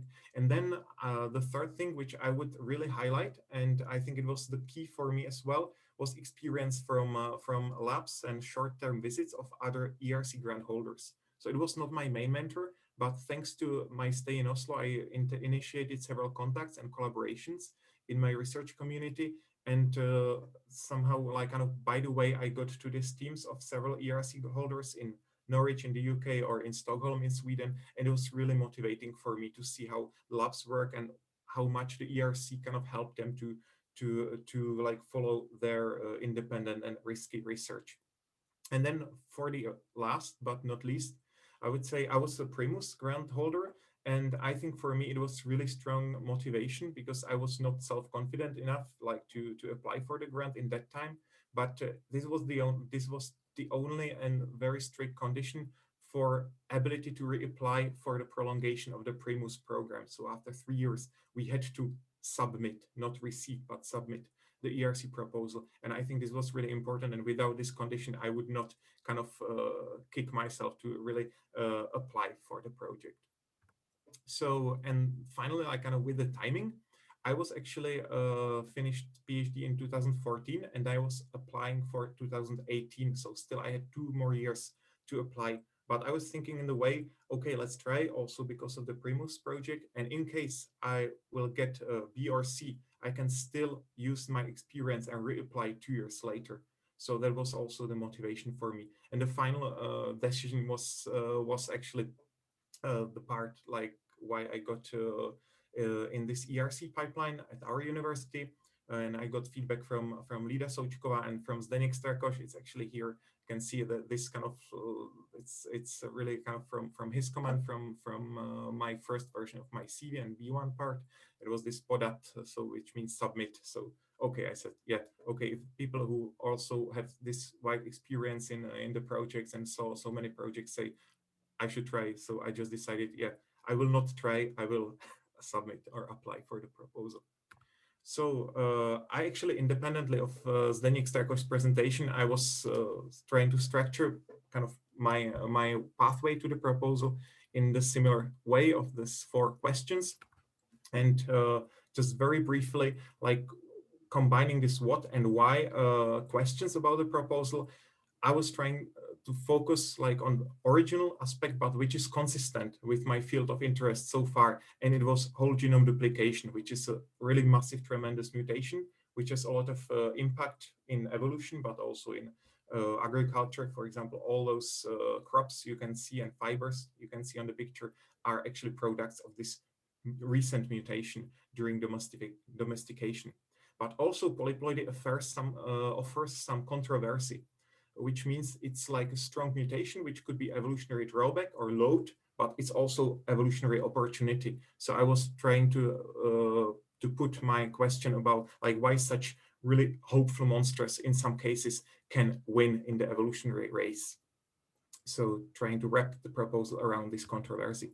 And this is quite specific methodological slide from my presentation already. But the thing I would like to highlight, we had also in that time still at the bioarchive paper during the submission, during the presentation, it was already published. With my colleagues, we had like a joint work which showed one of the first proofs of concept that actually there is some mechanism at a population level of adaptation which can work in one species, and we can just build on this proof of concept to develop the whole proposal around this idea. To the how question, to the methods, I think it's really important to think about the proposal. It's something not like a standard gotcha project, but it's a long-term and challenging project. So I was really trying to justify that this project cannot be funded by the standard sources which were available in that time in Czech Republic. So I was trying to propose like innovative methods, like combination of some evolutionary long-term experiments, which is well justifying the 5 years term, and also the multi-species study. And as you will see from some comments from the reviewers, actually it was maybe even too ambitious, which I totally agree, but we are giving our try. So here I actually copy-pasted some small parts of the evolution reports, and the first one is from the whole like committee, or the summary of the committee. And I would like to highlight that this is something which obviously worked out, that I managed to go beyond kind of my load of thinking, I would say, or my restrictions, which I usually try to focus on like single species and questions. But they appreciated that in the end I managed to pose the project that it should lead to some generalizable results. And also it was obvious that during the evaluation of my project there was quite some discussion about the possibility about the species selection I decided, so how well generalizable the results could be. And also there was some discussion when some reviewers and panel members agreed with the proposed methodology, some disagreed, but disregarding that, they appreciated, they thought it makes sense, and they decided to fund the proposal. And you can see also some opinions, contrasting opinions from the particular referees that, for example, criticizing the feasibility after reading the B2 part. Yeah, and then the second part I would maybe like to highlight, and it's a bit more general for everybody at the Faculty of Science, not particularly oriented in the evolution field, is about the CV. And I would say I would also add to what Zdeněk Strakoš said. I never had the big papers, and still I don't have them like Nature Science. And in that time, this is actually the 5 highlighted papers I put in my track records. I had several first author papers in, like, let's say, leading subject journals like Molecular Ecology, and one review in Transient Plant Science. But also the key main paper, which I was building the proposal around, was still as preprint at bioRxiv, which is a great and acknowledged way of publication, or one way of publication in the proposal. So you can, for example, wrap the proposal about still like not truly peer-reviewed idea. Of course, I would say you should also document it with other publications. And then I was trying to think and step back and think about the strengths, and especially the strengths linked to the proposal itself, to the proposed methodology. And I was trying to put it, and especially in the presentation, to that in my proposal, I'm trying to link the 2 approaches, which I already did, but in an innovative way. So I already did some ecological experiments with these polyploid plants, with the products of genome duplication, but also in this preprint paper, we were one of the first who tried to challenge the methodology and try to apply population genomic tools to polyploid systems. And in this ERC proposal, I was proposing like ecological genomic approach, combining both two methods, the experiments and populations, in ecological genomics of polyploids. And I would say also what many of us, like here at Charles University, have an advantage of, that I already had a seed of a small group within this Primus and Junior and Gotcha proposal, which I also wanted to highlight and say, and it was obviously seen by the reviewers. So I would say I was still kind of a bit concerned that, okay, I don't have this perfect typical Western CV with like this high profile first author publications. But on the other hand, I was trying to sell the other strength, which we here in the East can have, which is, for example, already like starting an own group, which obviously paid back. So this is actually how I presented these 2 ways and the 2 achievements in during the presentation in Brussels. But here the more important was also again illustrating the opinions of the reviewers, which were commenting on the PI and the consistency of the PI's CV with the project, which I would say was also one of the very important part of the project. And the first one is from the panel, like in general. So in the end, they actually had quite some discussion, obviously, as well, but they in general agreed that I'm somehow expert in the field which I'm applying the project on, and they considered me credible for running the research. Despite actually, and this is also important to realize, and I didn't realize while writing the paper, the independence part was really scrutinized. And for example, my key collaborator, who was also listed as collaborators in the project, actually was also like last author on the paper I mentioned, and also they somehow criticized that it's not completely clear to at least some reviewer how much my idea and my work is this proposal, and how much it's stemming from, for example, his published work. So I think it's really important to like be clear and present this independence. On the other hand, the other people appreciated the other parts, and I would say here the classical thing, like which I was concerned a lot, that the PI was very strong track record in plant polyploids, and despite the lack of higher profile papers, I think this record is the type that bodes well with the success of the project. So I would say highlighting definitely the people are not just looking at and counting the Nature science papers. This was my experience. And the last thing about the writing process, like how the whole time scale worked. So I really I decided to start applying in January 2018. And then I get this positive feedback from Zdeněk Strakoš and Lida Součková in February, let's say. Then I was writing and rewriting the B1 part, abstract again. There very important part were this set of workshops, which I really recommend. This was essential for me to set some deadlines and to start writing. And then during summer, I was lucky because we were 4 people in applying for projects in the LS8 panel. So we were 4 people applying for the same panel, and this and we set the strategy that we are no more competitors, but we are supporting each other, and we were meeting and regularly commenting our proposals. And it was really great experience, the best, I would say, even better, even exceeding the workshops, which were also great. But here, actually, of 4 of us, the other is getting full, got A, but not funded in the other part. So he get this 5 years starting ERC project as well. So I would say it really helped all of us to clarify our ideas. And then after the second workshop, I was focusing on writing the B2 part, which I would say was still too short. So I should have started earlier, despite I was trying my best. So this is just for illustration. It's a long and tedious process in the end.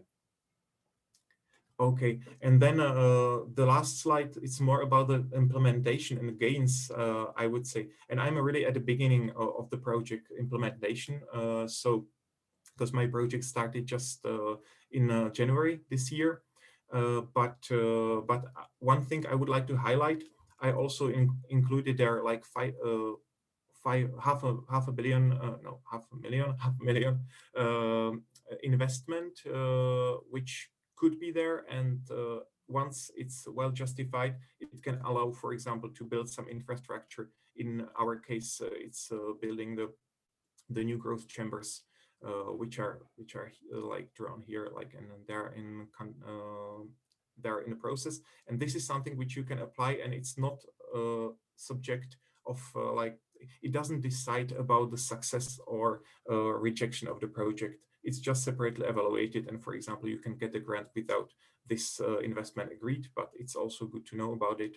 And then a very good thing is, for example, the flexibility of the project and the independence. For example, there is no strict limitations within calendar years. So that's just like the first start things, which I can really recommend. Yeah, so thank you very much for your time. And I will stay for the discussion in the end. So happy to answer questions. Thank you very much, Dr. Kolář, for your inspiration and for your advice and the useful tips. I believe it was very interesting for potential applicants. Thank you for that. Now I would like to give the floor Mr. Hampl, if you could please share your screen. Thank you. Thank you very much for inviting me. Can you hear me? Yes. So I will share my screen, actually my presentation. So can you see my presentation now? Yes, it's great. Good. So, so I will tell you a few words about my ERC project, which is already, it's, let me take a laser pen. It's ERC Consolidator Grant, so the middle category, and it started already in 2018. So I am 2 more years to go. The title is Life Without Mitochondria, and the idea started when me and my research group discovered an organism. It's a protist. I will show it on the next slide, and published in 2016 the discovery of it. That does not have mitochondria. As you all know, mitochondria are essential parts of all eukaryotic cells. And okay, so you will see later the organism, but this organism just doesn't have it. And I was, that brought me the idea, okay, this is an interesting organism, and it would be nice to study it further, and ERC agency could be interested in such a project. So I decided to apply. And I'll start with, before coming to the project, I'll start with the more boring part, I would say. about me and about the curriculum vitae and track record, which is part of the B1 application. And as you heard before, you should pay attention to that. I think it still holds that you receive the same amount of points for this part about yourself and your track record as for the project itself. So it really worth to pay attention to it, because people tend to, and I also was underestimating it at the beginning. So this is just my really brief CV, where I would like to show that I am definitely not exceptional. I started already in the last century, PhD 2005. So I actually had the last year to apply even for the Erc Consolidator Grant. I habilitated, and I organized the year before application. I organized a congress, a large congress in Prague, which I will get back to that. And I think that actually, I believe this helped me a lot. This recognition in the community, because this already counts for Erc Consolidator grantees. And during the curriculum vitae, you are also, and Professor Strakoš has mentioned that, asked to show your impact on people. So don't forget to put it there. This is already like part of my application. At that time, I didn't have many. I had actually only one PhD student finished, but I had some postdocs that were in my lab or left my lab. And luckily, all of them, all these people stayed in science, and some of them were doing very good. So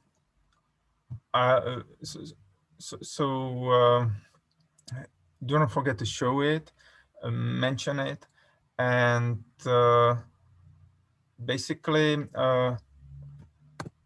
try to present your scientific life like a story. I think that's something that I decided to do, and I think it was a good idea, because like everybody's life is a story, of course, scientific life is also a story. So try to put it as a story. This already relates more to the track record, which is the second part of the B1. Again, here I would like to show you that at that time, and it actually didn't change that much until now, my numbers, my scientometry was not something that you would sit down out of it, right? I had some 46 publications. They were quite cited, that's okay. H index, I think nothing really exceptional. So I based my track record basically on two publications. I like to play I like to play with colors in the proposal. So I build it in the way, okay, that publication is very in red, but also I put there this bold blue text that I was thinking that if you, and I compose it in the way that if you read only this, you should basically quickly get what the thing and what the story is about. So basically my track record was based on two papers. In the first one, which is relatively old at the time, and I was the first author, we reconstructed the eukaryotic tree of life. It was one of several, but relatively early papers on that topic, and it was well recognized. And of course, the second was the paper where we published the existence of this protozoa, this flagellate, that has no mitochondria. It was published 2 years before the application. It was already cited. And I stressed also here that we published this paper, and that actually this paper fulfills my goal, which I set already, and it's true, I was not lying, of course, which I set already 15 years ago, because when I started my PhD, I started to work with this organism, and it took a while. Also the technologies to mature into the stage that we could do this work. And so I was thinking that it's nice to mention that I was aiming the goal for 15 years, that I have some stamina and can, you know, follow my dreams, let's say my scientific dreams, despite not having, because it holds for me as for Philip, not having nature and science papers, I can focus and like bite something and do it in 15 years of time. So of course, then I stress it was groundbreaking, has no mitochondria, changed the paradigm a bit. Luckily, it brought some media attention worldwide. So of course, I didn't forget to mention, but that was a pure luck. I admit, of course, that it doesn't happen always, that your publication, let's say, is recognized by press. And I understand that from this point of view, my situation was easier because this paper prepared very nicely the ground. I have already mentioned that I was organizing a congress in 2017 here in Prague. It was a congress with 500 people, 500 attendants. It was for the like whole protozoology, and I really believe it helped me to establish my recognition in the field and help me to then succeed in the application. Okay, this is an important point, not to the applicants, but more to the supervisors of the applicants. Maybe some of them are also present. It was already mentioned that it is absolutely necessarily required and strict rule that the applicants must have papers without PhD supervisor. In my, as a co-author, in my case, it was relatively easy because my scientific interests departed from my supervisor, Jaroslav Fleger, very, like even during the PhD. So I had many such papers. But I would like to plead to supervisors, please allow your PhD students publish without you. Do not put yourself on all your PhD students' papers only because, even if you did not contribute much, only because he or she is your PhD student. It doesn't help. So, and you, please try to think for the future and also try to get papers like without your PhD supervisor. Coming to the project itself. So this is the organism on electron microscopy. It's just a background illustration photo. So the starting point for the proposal was this key or discovery of this organism. However, the organism was already discovered, so the project could not be about the discovery. So I was thinking hard how to put it and decided to come up with a mixture of safe, low gain, and risky, high gain objectives. How to exploit this bug. And the objectives were three: how the A mitochondrial cell functions, develop it into the model for biology, and find or create other A mitochondrial organisms. I will not go into details, of course, because I think you are not interested in the project itself, but rather in its structure. You see the why and how and what questions here. So the objective one, physiology of the A mitochondrial cell, I call it. That's from the safer side. This is a thing that the tools are present, we can do it. So I promised to study what was the physiology of the cell, what its metabolism, mainly how it synthesized some things like iron sulfur clusters, which typically are synthesized in the mitochondria. So basically how it coped with the loss of the organ. The objective two, oxymonad as a model system for cell biology, that's more on the risky part. And also still we haven't moved much forward, I must admit, in this. So I promised to make it a model for the tools will be developed to tools for axonic cultivation, like clean cultivation, tools for transfecting it, to allow genetic manipulation of this organism. And why? I'll try to, well, I sort of dreamed and tried to convince the reviewers that have a eukaryote naturally without mitochondria can be useful for some basic cell biological experiments. And I came up with I was able to come up with one example. This is the best one I was able to think about. That if you have a cell without mitochondria, you can use it as a sort of blank for some like mitochondrial null mutant for some experiments to answer cell biological questions. For example, calcium flux in the cell. Calcium, concentration of calcium in the cytoplasm is affected by many things, and mitochondria is one of the players. And if you will have a cell without mitochondria, then the system is simpler and you can ask questions that you wouldn't be able to ask without it. Also, I even put there something really science fiction. I was hardly thinking whether really to mention it, but then I decided to do it because already synthetic organisms with synthetic genomes and synthetic cell compartments are being developed.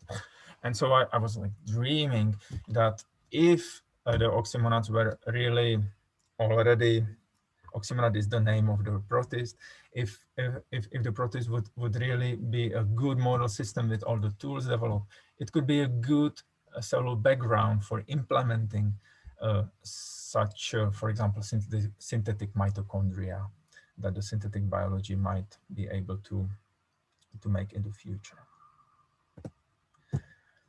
Another part of the objective 2 is evolutionary, and I was thinking that such a model could help us to answer some questions about how the mitochondria get lost or evolved. And for example, the question about the evolution of mitochondria, of the import of proteins into mitochondria could be asked with this organism. And I postulated a sort of essay, which we are now working on, in which we are taking this organism without mitochondria, isolating its cytoplasm, taking a mitochondrial organelles from another protist, mixing them together, and then repurifying the organelles, and looking by mass spectrometry which proteins from the cell that does not have mitochondria at all are able to be imported, recognized as mitochondrial, putative mitochondrial proteins by the organelles that come from a different system. So that could tell us something about how the mitochondrial import and recognition of proteins to be imported into the organelle evolved. I understand there are many catches in this, but this was something I was able to come up with, and I found it relatively interesting. So that's the objective 2, which is more on the risky part of high risk, high gain part of the project. And the objective 3, the last one, had both safe and risky parts. The safe part was the genomic one. That was the safest because we had everything ready and could start right away to investigate other protists, whether they have mitochondria or not. So we had some other candidates which we already know have a nice anaerobic mitochondria, and the publications are like close to be published. So that was a safe thing. And the most riskiest thing was, but I couldn't resist to put it into the application, was a proposal to, based on all the knowledge that we have from the amitochondrial eukaryote that we know, try to knock out mitochondria from some other eukaryote, in this case, Entamoeba histolytica, which has a very reduced mitochondria, but still present, because we believe that maintenance of this highly reduced mitochondria is like a sort of an evolutionary trap, that this is actually not so useful for the cell anymore, but they are still doing some, let's say, last function that the cell is unable to solve in a different way, and that we will be those engineers that will help the cell to solve, for example, the synthesis of iron sulfur clusters, or synthesis of phosphoadenosyl phosphosulfate, which is the case of anti-amyloid, to move to cytosol or somewhere else and kick out the mitochondria. As you might guess, we didn't manage so far, but we are still trying. Just about the writing, this is the beginning of my synopsis. I just wanted to show again that I played with the colors. I tried to put there a bold blue text to read as like one layer, which tells you basically the story. And I also decided to put on a side of the beginning, like in the theoretical part, state of the art part, also a figure story that mainly for those that already sort of know what it is about, can explain everything. Like the mitochondria has many functions, but the mitochondria can be reduced in some organisms. Sometimes they synthesize only iron sulfur clusters that are essential even for the cytosol. And in one lineage of eukaryote, this synthesis has been changed in a different way that we still investigate how it's been doing. And there the organelle was lost. I don't know if I find it a good idea to make even visually attractive the application. And I think basically on that amount of pages, everything is allowed. So I decided to do it. So I'm in the end of my talk, and just 2 more points. Timing of the writing, I think I will basically repeat what speakers before me told.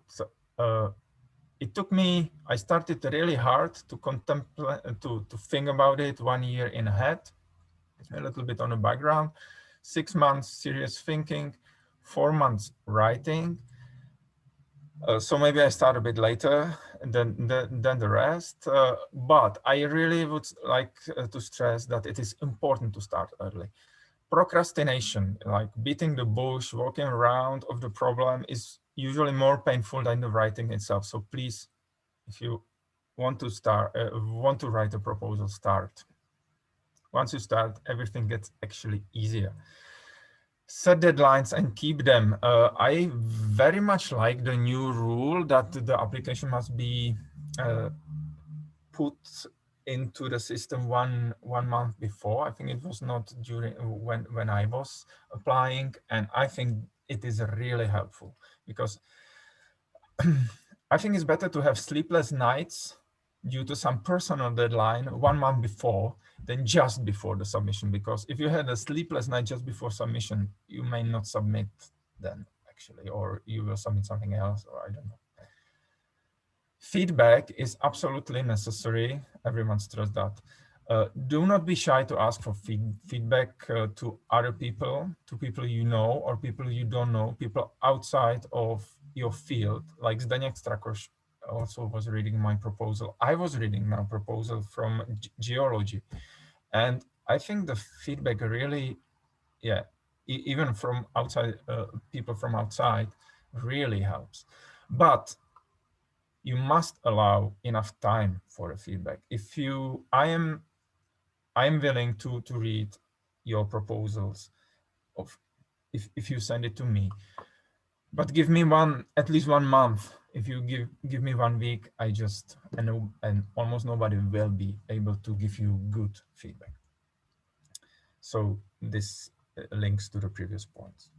My life with the grant is easy. I have money source 2 more years, but the end is coming. So I'm thinking what to do after, of course, but it's really nice to have 5 years, a lot of money. I hired many postdocs. My team at some point, now it's smaller, but was really big. And management I find easy because in the budget you have money for grant managers. So I have a grant manager. I'm sharing it with Filip and Matthias from our faculty, and everything works well. I didn't actually, well, there are some technical problems, but I'm not solving them, and so I cannot even explain you actually what the problems are, because the managers and Mr. Palati, they are just solving them for me. So that's very good. And just this is our team in a state maybe a year or two, a year and a half ago. And I am done and open for questions. Thank you very much for this authentic presentation. It was so nice to listen and watch. And I would like to thank you both, also Mr. Kolář, for extremely, I think, important information and your motivation. Thank you. It was so nice. Okay, our time is really up. Yeah. Now I would like to thank you all the speakers for being here. It was so nice, and I would also like to thank all the participants for being us till the very end. Thank you for that. And now I will stop recording. And if you are interested, we can solve some your questions and have some discussions. So thank you again, and have a nice day.